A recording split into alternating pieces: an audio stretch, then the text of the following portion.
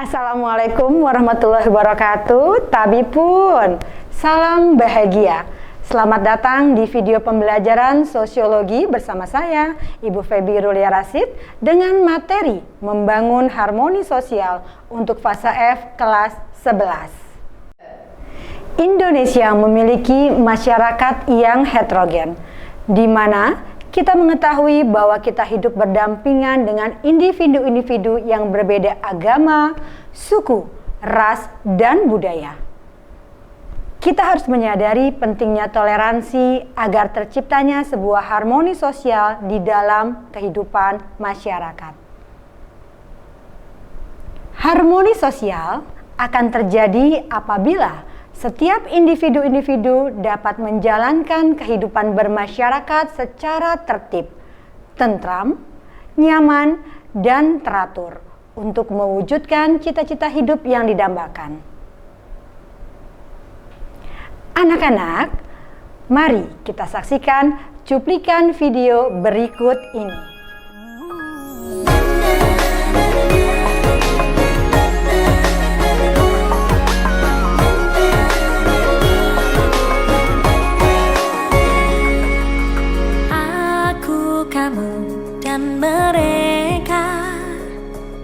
Satu rahim Indonesia, asal kita memang beda, tapi tetap saudara. Satu nusa, satu bangsa, itulah kita. Berbeda-beda tapi tetap satu jua. Beragam dan tetap damai, itulah kita. Harmoni dalam keberagaman. Di ubaya kita saling sayang.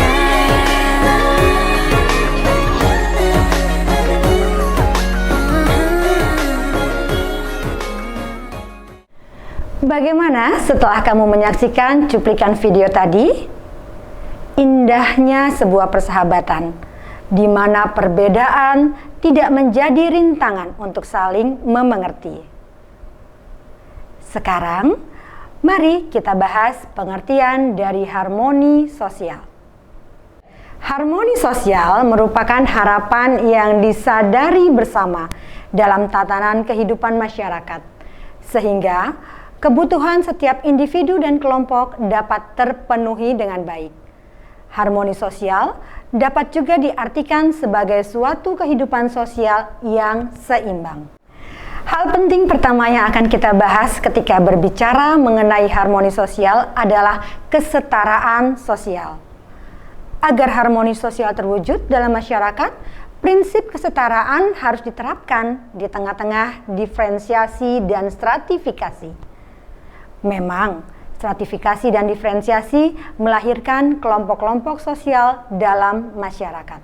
Prinsip kesetaraan ini tertuang dalam Undang-Undang Dasar Republik Indonesia tahun 1945, pasal 27, yang berisi 1.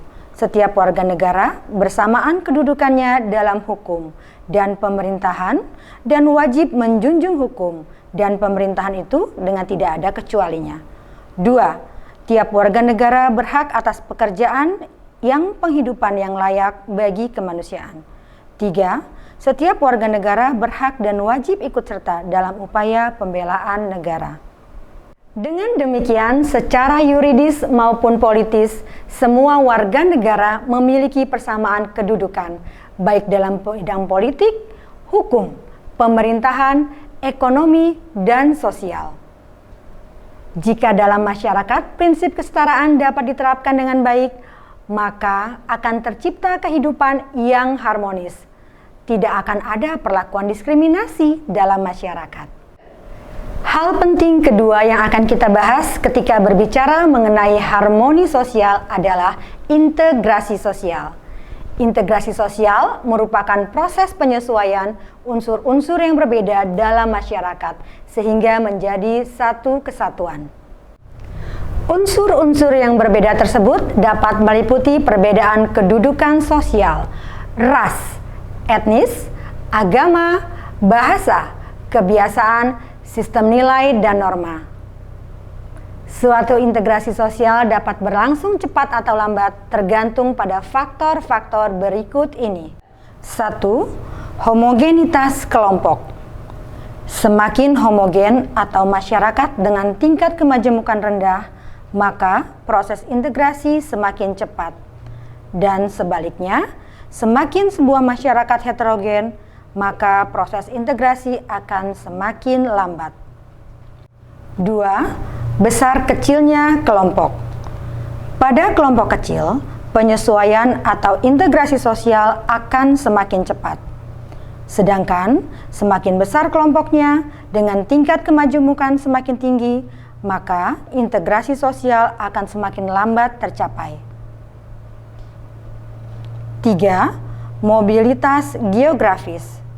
Semakin sering anggota kelompok datang dan pergi dari kelompoknya, akan semakin lambat proses integrasinya. Setiap kali ada anggota kelompok baru, akan muncul kembali adaptasi dan penyesuaian anggota kelompok tersebut. Dan semakin mobilitasnya rendah, maka integrasi sosial akan semakin cepat.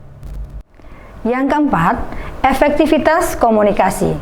Semakin efektif komunikasi antar anggota masyarakatnya, maka integrasinya akan semakin cepat. Masih tetap semangat ya? Selanjutnya, kita akan membahas mengenai 3 bentuk integrasi sosial. Bentuk integrasi sosial yang pertama adalah integrasi normatif. Merupakan bentuk integrasi yang terjadi akibat adanya norma-norma yang berlaku di masyarakat. Contohnya adalah prinsip semboyan Bhinneka Tunggal Ika yang menyatakan masyarakat Indonesia dengan segala perbedaannya. Kedua, integrasi fungsional. Integrasi ini terbentuk karena masyarakat mengedepankan fungsi-fungsi dari masing-masing pihak. Contohnya, ada kelompok masyarakat yang bekerja sebagai nelayan, pedagang, petani, dan lainnya. Mereka menjalankan fungsinya masing-masing, sehingga kebutuhan setiap masyarakat dapat terpenuhi. Yang ketiga adalah integrasi koersif. Integrasi ini terbentuk berdasarkan kekuasaan yang dimiliki oleh para penguasa. Dalam hal ini, penguasa menerapkan cara-cara koersif dan paksaan agar seluruh anggota masyarakatnya dapat mengikuti aturan yang dibuatnya. Contohnya adalah penerbitan undang-undang yang mengharuskan setiap individu untuk menghargai hak asasi individu lainnya. Contoh lainnya adalah polisi yang sedang mengamankan kerusuhan. Kita sudah membahas mengenai integrasi sosial. Hal penting yang kedua yang akan kita bahas berkaitan dengan harmoni sosial adalah inklusi sosial. Sudahkah pernah mendengar tentang inklusi? Inklusi sosial adalah suatu kondisi di mana semua individu atau kelompok masyarakat dapat berpartisipasi secara aktif dalam semua kegiatan yang dilakukan masyarakat, seperti ekonomi, politik, pendidikan, dan juga sosial budaya. Perserikatan Bangsa-Bangsa atau PBB mendefinisikan inklusi sosial sebagai proses meningkatkan partisipasi dalam masyarakat, khususnya bagi orang atau kelompok yang berada pada posisi kurang beruntung karena usia, jenis kelamin, disabilitas, ras, etnis, agama, ekonomi, atau status yang dimiliki, melalui peningkatan kesempatan, akses ke sumber daya, dan penghormatan kepada hak-haknya. Namun, penerapan inklusi dalam masyarakat masih menghadapi kendala. Antara lain adalah adanya stigma-stigma terhadap kelompok-kelompok tertentu dalam masyarakat. Kemudian, minimnya partisipasi kelompok-kelompok marginal dalam kegiatan-kegiatan kemasyarakatan karena akses yang sulit atau kurangnya rasa percaya diri akibat pengaruh pola perilaku lama. Dan yang ketiga, sarana dan prasarana penunjang aktivitas yang kurang memadai, terutama bagi kelompok masyarakat berkebutuhan khusus, seperti pada difabel dan penyandang disabilitas. Untuk membuka hati dan wawasan kita, mari kita saksikan video pendek berikut ini. Tamba ati iku ana 5 perkara. Rak yo ngono Mas. Palingo angko yo iso telah hilang. Sedenya hilang.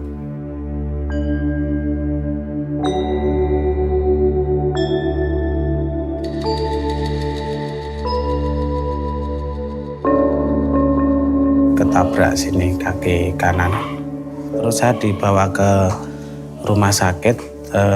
Hari ketiga itu sudah divonis harus amputasi.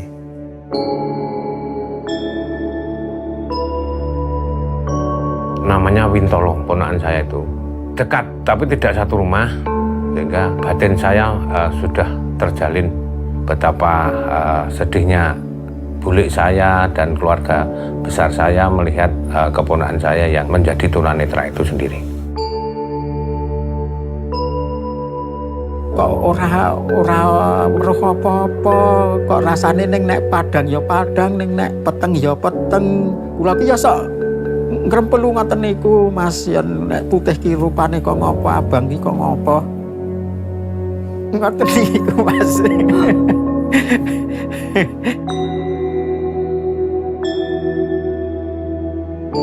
Ada 1 tahunan lah, shock, belum bisa menerima.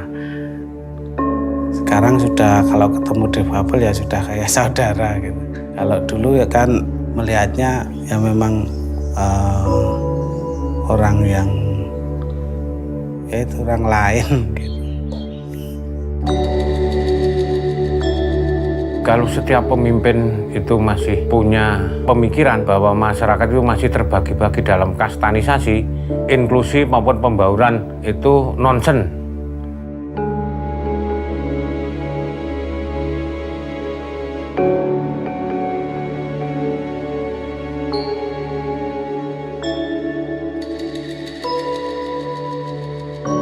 Bagaimana seperti Lendah ini bisa nular ke kecamatan yang lain, baik itu dari bantuan pemberdayaan difabel maupun APBDes yang menyentuh secara langsung kebutuhan difabel.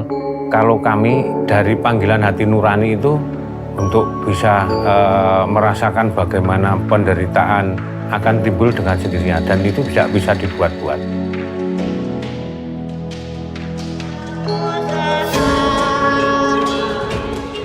Aku lagi kasih Sentolo mlaku iso kok Mas. Dusun Sentolo ki ada lho kadir iki. 17 kilo. Adohe ora sembrono. Cecep tenan. Kula pergi pulang bisa.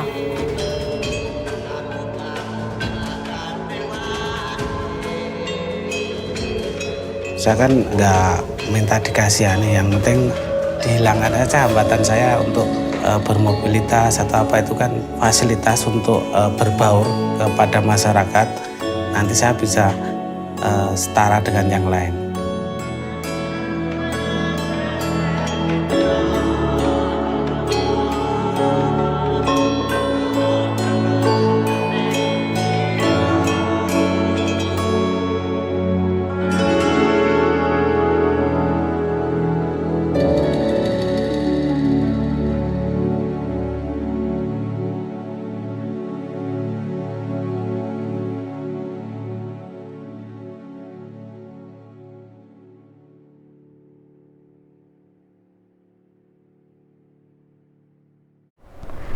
Anak-anak, mungkinkah inklusi sosial dapat terlaksana di masyarakat kita? Mari kita membuka wawasan bahwa keterbatasan seseorang bukan halangan untuk mereka menjadi berkembang. Materi selanjutnya yang akan kita bahas berkaitan dengan harmoni sosial adalah kohesi sosial. Menurut Emil Durkheim, kohesi sosial tercipta karena adanya persamaan nilai dan tantangan, serta kesempatan yang setara yang didasari oleh harapan dan kepercayaan. Kohesi sosial mencakup perasaan, kebersamaan, kepercayaan sosial, kerjasama, timbal balik, serta keharmonisan sosial. Kohesivitas kelompok terbentuk karena adanya ketertarikan antar anggota masyarakat yang satu dengan yang lainnya.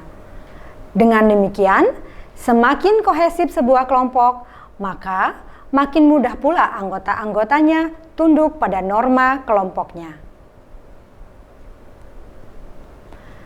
Anak-anak, selesai sudah pembelajaran kita kali ini. Dapatkah kalian menyimpulkan materi pembelajaran hari ini?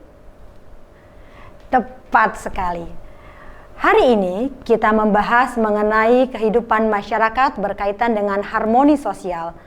Harmoni sosial merupakan sebuah kehidupan yang seimbang, selaras, dan berkesinambungan. Menciptakan harmoni sosial haruslah dilalui dengan terciptanya integrasi sosial, kesetaraan sosial, inklusi sosial, dan kohesi sosial. Demikianlah pembelajaran kita pada hari ini. Semoga bermanfaat untuk kalian semua. Sampai berjumpa di pembelajaran sosiologi berikutnya. Wassalamualaikum warahmatullahi wabarakatuh.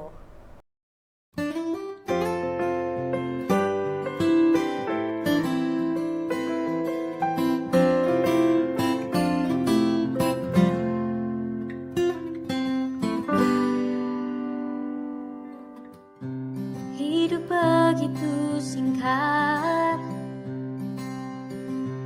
untuk disia-siakan.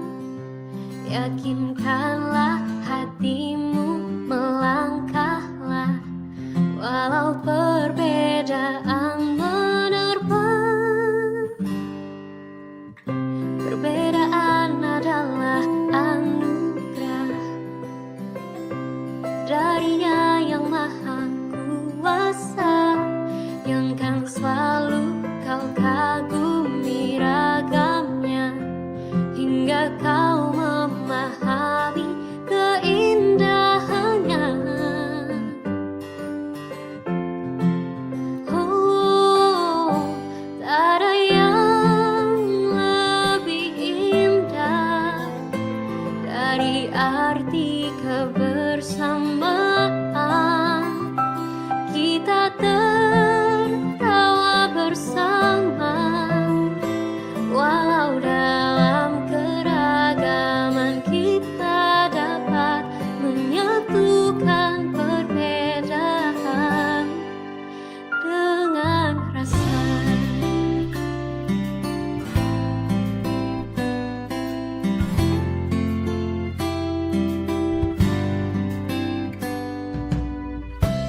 Perbedaan adalah anugerah darinya yang maha kuasa, yang kan selalu kau kagumi ragamnya, hingga kau memahami